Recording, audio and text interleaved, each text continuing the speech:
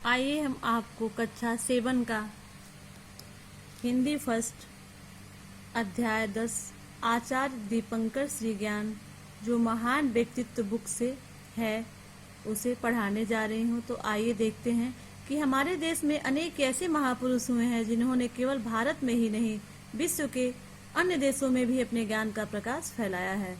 उनमें से आचार्य दीपंकर श्रीज्ञान उनमें से एक है। आचार्य दीपंकर श्रीज्ञान का जन्म सन 982 ईस्वी में सहोर बंगाल में हुआ था। 982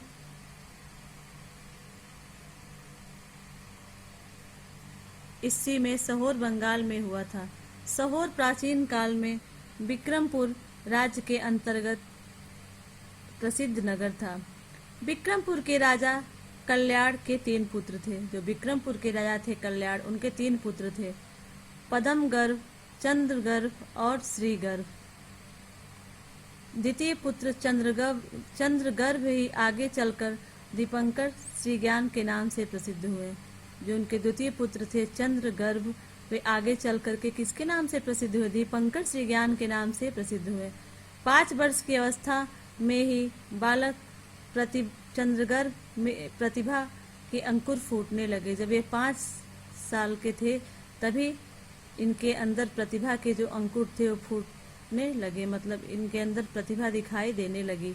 एक छोटी अवस्था में ही संस्कृत श्लोक का शुद्ध वाचन करने एवं उनका अर्थ कहने की क्षमता इनमें आ गई। और छोटी सी अवस्था में ही संस्कृत श्लोक को शुद्ध पढ़ने और उनका अर्थ कहने की क्षमता इनके अंदर आ गई थी।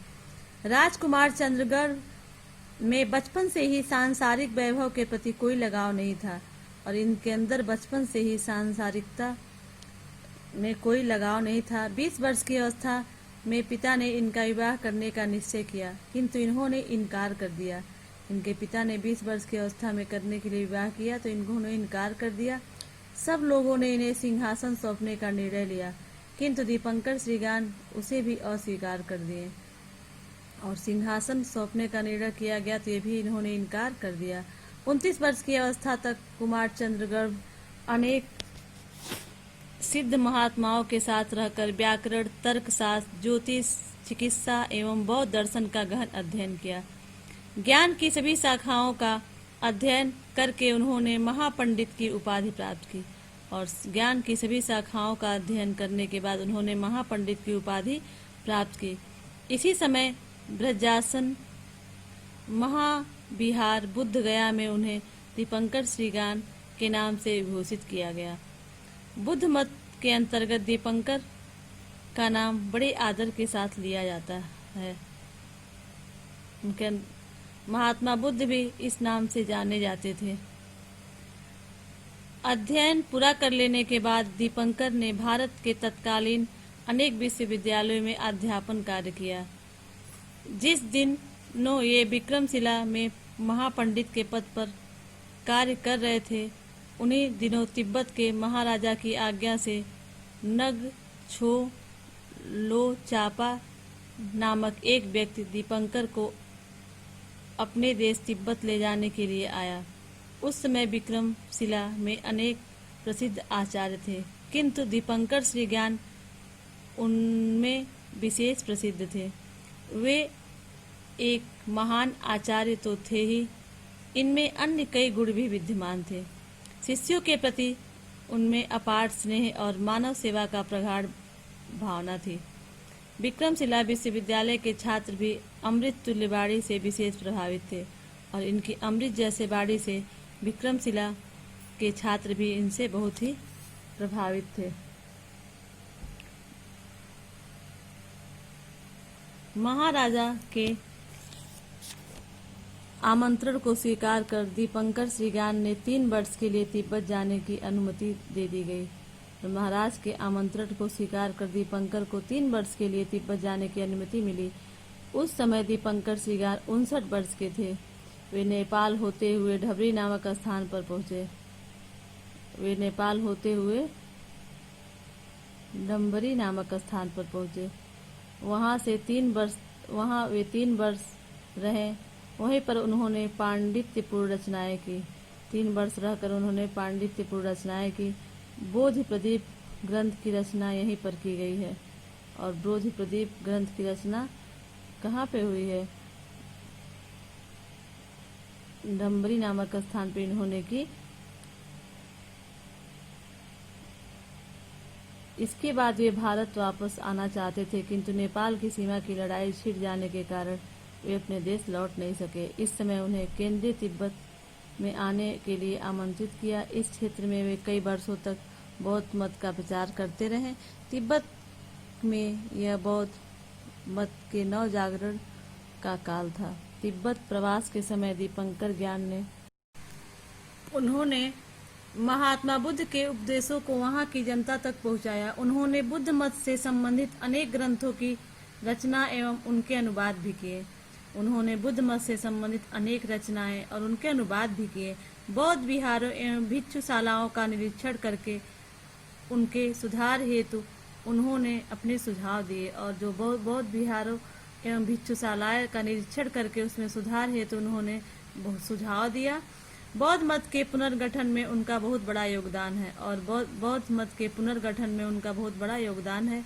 इस प्रकार दीपंकर श्री ज्ञान 15 वर्षों तक तिब्बत में अपने ज्ञान का प्रकाश फैलाते रहे। और 15 वर्षों तक वो तिब्बत में अपने ज्ञान का प्रकाश फैलाते रहे। 73 वर्ष की अवस्था में उनका निधन हो गया। और जब वे 73 वर्ष की उनकी अवस्था हुई तो उस समय उनका निधन हो गया। तिब्बत में दीपंकर श्री ज्ञान को बुद्ध मत से संबंधित अनेक ग्रंथों की पांडुलिपियां मिली जो भारत में दुर्लभ थी। और तिब्बत में श्री ज्ञान के बुद्ध मत से संबंधित अनेक ग्रंथों की पांडुलिपियां मिली जो भारत में दुर्लभ थी। दीपंकर श्री ज्ञान ने इन ग्रंथों का तिब्बती भाषा में अनुवाद किया। और इन ग्रंथों का उन्होंने तिब्बती भाषा में अनुवाद भी किया। उन्होंने संस्कृत, बंगला और तिब्बती भाषा में 100 से अधिक ग्रंथों की रचना की। और संस्कृत, बंगला और तिब्बती भाषा में उन्होंने 100 से अधिक ग्रंथ की रचना किया। उसमें से 96 ग्रंथ आज भी सुरक्षित है। और 100 ग्रंथों में से 96 ग्रंथ आज भी सुरक्षित है। ये ग्रंथ उनका प्रतिभा, विद्वता और अध्ययनशीलता के परिचायक है। और ये ग्रंथ क्या है? उनकी प्रतिभा।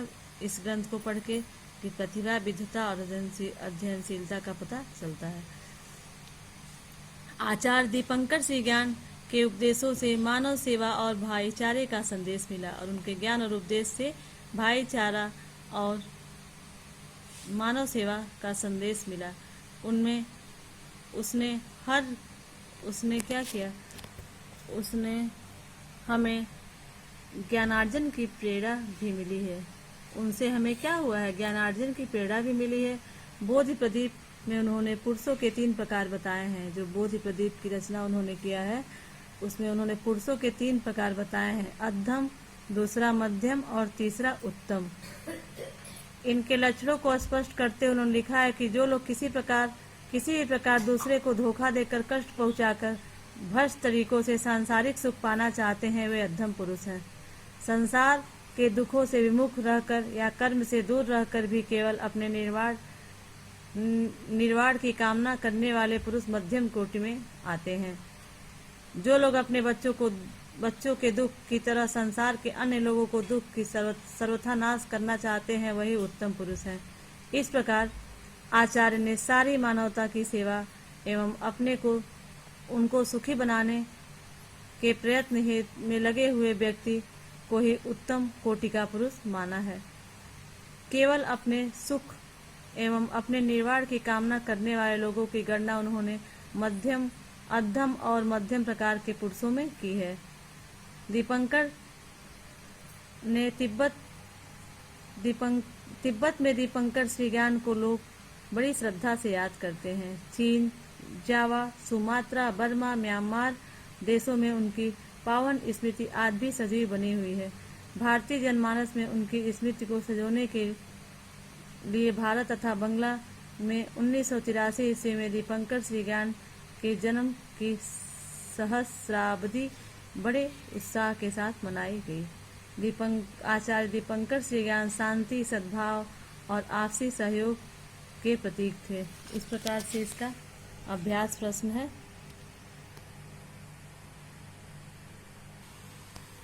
राजकुमार चंद्रगर्भ ने सिंहासन को क्यों नहीं स्वीकार किया?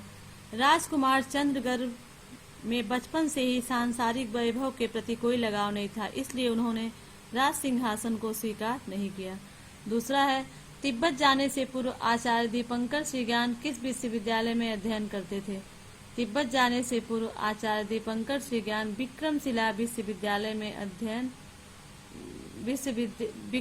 विश्वविद्यालय में अध्यापन कार्य करते थे। अगला है तीसरा, तिब्बत प्रवास के समय दीपंकर श्रीज्ञान ने कौन कौन से कार्य किए?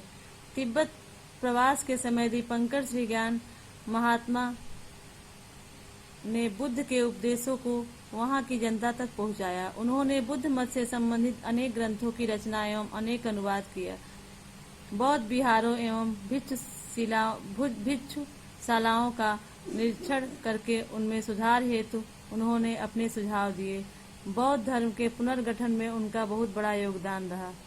चौथा है, बोधि प्रदीप में मध्यम कोटि के पुरुषों के क्या लक्षण बताए गए हैं? बोधिपथ प्रदीप में आचार्य दीपंकर श्रीज्ञान ने पुरुषों को 3 प्रकार का बताया है। पहला अधम, दूसरा है मध्यम और तीसरा उत्तम। इनके लक्षणों को स्पष्ट करते उन्होंने लिखा है कि जो लोग दूसरे को धोखा देकर कष्ट पहुंचाकर भ्रष्ट तरीकों से सांसारिक सुख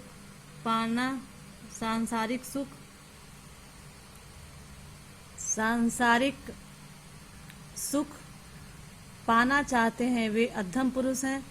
संसार के दुखों से विमुख रहकर या कर्म से दूर रहकर केवल अपने निर्वाण की कामना करने वाले पुरुष मध्यम कोटि में आते हैं। किंतु जो लोग अपने बच्चों के दुख की तरह संसार के अन्य लोगों के दुखों का सर्वथा नाश करना चाहते हैं, वे उत्तम पुरुष हैं। आइए हम चौथा क्वेश्चन एक बार और देखते हैं। बोधिपथ प्रदीप में मध्यम कोटि के पुरुषों के क्या लक्षण बताए गए हैं?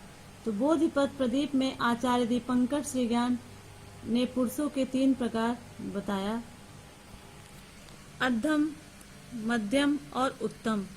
इनके लक्षणों को स्पष्ट करते हुए उन्होंने लिखा है कि जो लोग दूसरे को धोखा देकर कष्ट पहुंचाकर भ्रष्ट तरीकों से सांसारिक सुख पाना चाहते हैं, वे अधम पुरुष हैं।